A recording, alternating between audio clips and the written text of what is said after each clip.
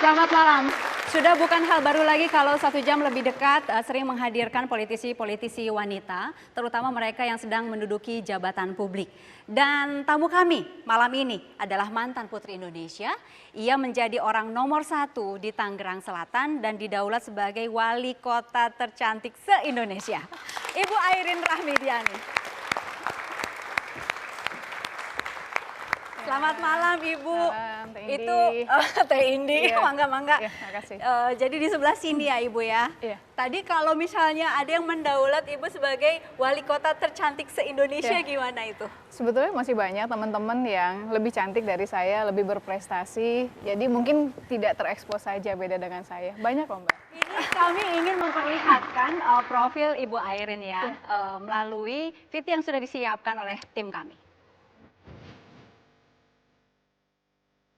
Sudah beberapa tahun terakhir ini, nama Airin Rahmidiani populer di berbagai media massa.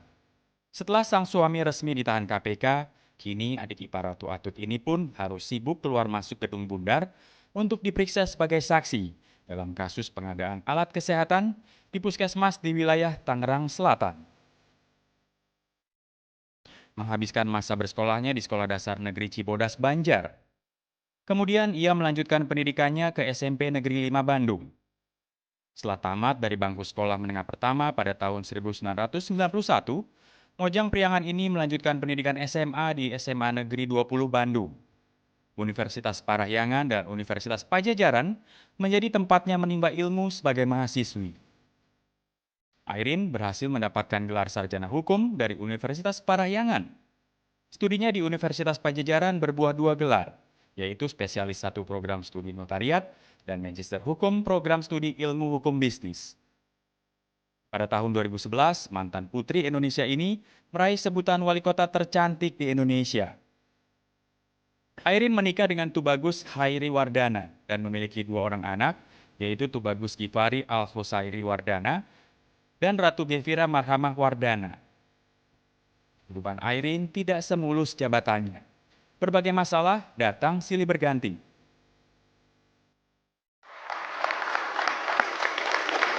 Jadi selama 4 tahun di Tangsel begitu sebagai wali kota, banyak pemberitaan mengenai Ibu Airin Rahmidiani ya dan kota Tangsel. Kita lihat satu persatu dan mungkin nanti bisa kami konfirmasi. Salah satunya adalah yang berikut ini. Tangsel rawan ISIS, wali kota Airin minta tambah pengamanan. Gimana itu? Jadi gini, waktu pas awal-awal rame ISIS, bahkan pertama kali deklarasinya di salah satu universitas yang ada di Tangerang Selatan. Sebetulnya bukan di universitas itu, tetapi orang yang memanfaatkan tempat yang ada di universitas tersebut. Dan ini terus dipantau oleh BNPT dan juga oleh yang lainnya. Dan kami memang ada aliran-aliran radikal yang terus dipantau oleh pihak keamanan tentunya. Jadi kalau masyarakat sudah kita kasih tahu terlebih dahulu apa itu ISIS dan bagaimana ISIS, sehingga pada saat nanti ada, mohon maaf tanda kutip, sekelompok orang yang menerangkan tentang ISIS baik dan yang lainnya, masyarakat sudah bisa membandingkan, oh yang benar yang mana sih, yang salah yang mana. Karena kadang-kadang aliran keras ini kan timbul atau bisa masuk ke dalam diri masyarakat apabila masyarakat itu kosong. Tidak mengetahui kebenarannya, di tanda kutip mohon maaf dicekoki sesuatu hal yang dianggap benar, dan mungkin lagi sesuatu yang mereka pun juga dalam posisi di bawah, sehingga akhirnya aliran tersebut bisa secepatnya masuk ke diri masyarakat. Baik, kita langsung melihat ke artikel yang kedua ya. Ini soal bolak-balik Jakarta Tangsel nih. Ada usai diperiksa 8 jam soal puskesmas, Airin titik 2. Ditanya fungsi dan tugas saya, 8 jam. Itu melelahkan sekali ya. Ya jalanin aja lah. Jalanin aja. Ya apapun yang kita lakukan dan apa yang sedang saya alami ini menjadi sebuah resiko dari jabatan. Jadi pada saat dulu pun juga saya merasakan, manakala saya menjadi wali kota adalah jabatan politis, dan waktu itu pun juga mulai ramai persoalan kepala daerah yang diperiksa dan yang lainnya. Dan sekarang saya pun termasuk yang mengalami hal ini. Bagi saya ya jalan, ya ini hidup gitu, dan menjadi sebuah resiko dari jabatan saya sebagai wali kota tentunya. Malam sebelumnya bisa tidur? Karena udah terbiasa, jadi ya bismillah la haula, kita serahin sama yang di atas aja. Persiapan dulu juga, persiapan mental mungkin, minta doa sama ayah, ibu, keluarga, anak-anak. Pasti kalau itu saya sama anak nggak pernah.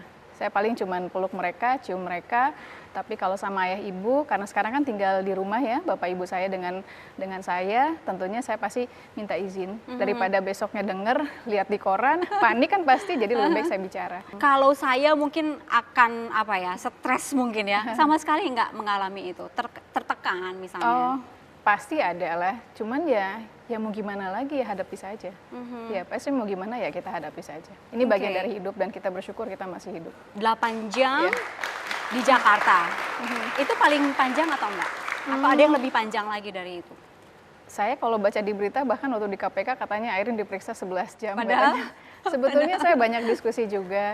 Kan kadang dipotong oleh sholat, terus misalnya kita periksa, terus harus memeriksa lagi ulang apa yang menjadi pertanyaan, ada beberapa koreksi yang harus saya sampaikan. Belum makan atau siang saya misalnya. belum makan siang. Bahkan saya banyak diskusi juga menanyakan perkembangannya dan yang lain-lain untuk juga sebagai introspeksi saya bagaimana bekerja lebih baik lagi ke depan. Jangan lagi terjadi seperti ini terulang. Mengganggu pekerjaan apa enggak? Saya berusaha memisahkan dan kami bagi tugas dengan Pak Wakil dan Pak Sekda.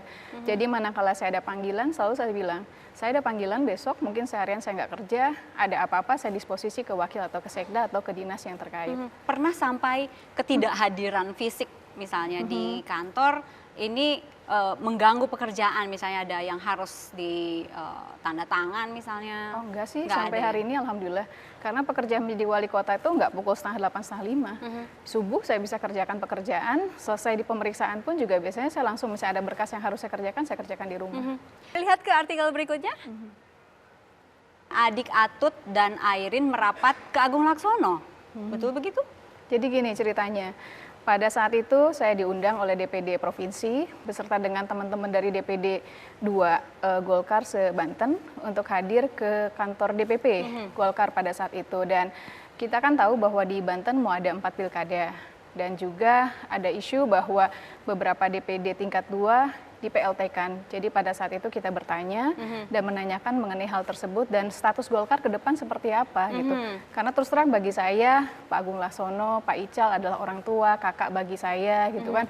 Mereka adalah inspiring buat saya dalam hal berpolitik karena saya bukan orang politik dulunya dan saya belajar dan saya terjun di situ ada banyak, ada Pak Idrus, ada siapa di situ gitu. Kita menunggu kepastian saja. Kita Kepastian pasti dari ya kita akan mengikuti. Kalau saya tentunya berharap semuanya sama-sama, semuanya sama-sama dan pada intinya kita melihat secara hukum mana yang terbaik. nunggu Dan- putusan hukum terakhir Iya, begitu. karena kan kalau apapun kita kan negara hukum, semuanya diatur oleh hukum itu saja, kita Oke. hormati semua. Mana saja. Iya, Oke. iya.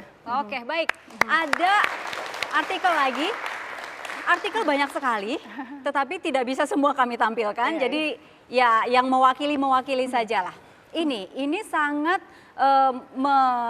mewarnai pemberitaan pada medio 2013 Oktober sampai dengan 2014 masih terus Iya. muncul di media. Mau tidak mau terpaksa kami harus tanyakan Nggak soal apa-apa, ini. Iya, Airin menangis karena dipaksa Wawan. iya. Inilah yang membuat saya nggak boleh nangis lagi depan media. Hmm. Iya. Jadi gini, pada saat itu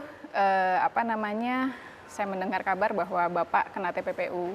Jadi terus terang ya saya kaget juga gitu karena yang saya tahu bahwa semenjak saya sebelum menikah pun juga Bapak adalah pengusaha di bidang konstruksi dan saya terus terang nggak pernah ikut mengenai pekerjaan-pekerjaan Bapak. Jadi semenjak saya nikah pun juga saya tidak pernah terlibat dan dilibatkan oleh Bapak untuk ikut dalam kegiatan usahanya.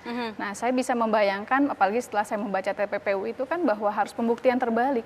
Jadi bisa dibayangkan dari semua itu bahwa apalagi saya yang di luar, saya tidak pernah mengikuti, berarti saya harus mengumpulkan data, mengumpulkan semuanya, persiapan dalam persidangan nanti untuk TPPU. Terus terang buat saya ini suatu hal yang sangat berat, tetapi ya saya yakin kok semua rezeki, semua harta titipan dari Allah, tinggal kita yang penting udah usaha, kalau memang itu sudah rezekinya nggak akan kemana-mana. Ada beberapa mobil yang atas nama ibu juga, Iya, iya. dan itu sudah disita juga.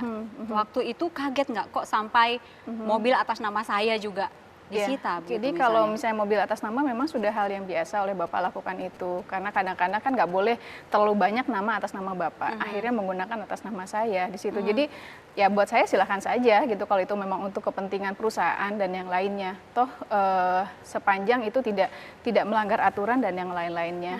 Dan persoalan ini menjadi TPPU terus terang ya buat kami menjadi sebuah hal yang yang Mbak Indi bisa bayangkan, kita harus membuktikan terbalik segala sesuatu yang saya tidak pernah mengalami dan mengikuti itu semua. Tetapi saya yakin dan percaya, dan suami serta anak-anak pun juga terus kita kita coba untuk mereka pun juga bisa memahami ini semua, bahwa rezeki semua titipan dari Allah. Tinggal bagaimana kita melihat ini semua, kita nanti usaha upaya dan kita kembalikan, apapun juga semua milik Allah. Oke. Di pengadilan yang pertama diputus 5 tahun, begitu kan? Kemudian yang kedua masih 5 tahun, dan yang ketiga malah diperberat menjadi 7 tahun. Ada komentar soal ini? Saya percaya dengan proses hukum. Jadi saya hanya berharap bahwa semua orang bisa, ataupun yang punya kepentingan ataupun yang punya kewenangan dalam hal ini, bisa memahami, bisa merasakan apa yang kami rasakan, dan semoga yang punya kewenangan ini memiliki perasaan dan lebih arif dan bijak dalam menyikapi ini semua. Semuanya dibongkar seperti ini gitu ke publik. Ada perasaan tidak terima nggak? Terus terang saya nggak pernah baca media. Kalau saya baca media pada saat itu, saya pasti gelisah, saya pasti marah, saya pasti kesel, dan akhirnya saya jadi nggak fokus untuk semua hal. Padahal masih banyak pekerjaan, masih banyak amanah yang sudah saya jalani pada saat itu. Sebagai wali kota, sebagai ibu untuk kedua anak saya, sebagai seorang istri dari suami saya, dan sebagai anak dari kedua orang tua saya yang tinggal di rumah. Nah, jadi kalau saya baca, pasti saya nggak akan fokus. Jadi pokoknya gimana caranya itu saya serahin sama yang di atas lah. Pokoknya sekarang saya fokus jadi wali kota yang benar, saya fokus jadi ibu untuk anak-anak saya fokus untuk sebagai seorang istri tentunya, dan fokus sebagai ibu untuk sebagai anak untuk bapak saya.